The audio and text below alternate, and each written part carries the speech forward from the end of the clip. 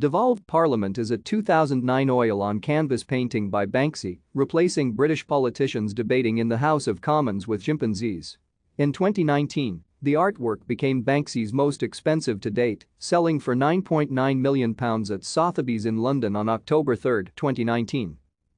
The work measures 2.5 meters times 4.2 meters. It was titled Question Time when first shown at the Bristol Museum and Art Gallery's 2009 Banksy show. It was sold to a private collector in 2011. The depiction of chimpanzees echoes Banksy's 2002 work Laugh Now, a 6-foot-long stenciled work showing a row of apes wearing aprons with the inscription Laugh Now, but one day we'll be in charge.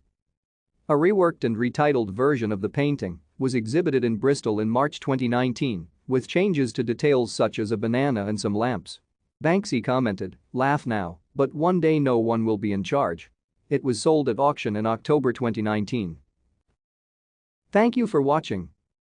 Like and subscribe if you would like to view more of our videos.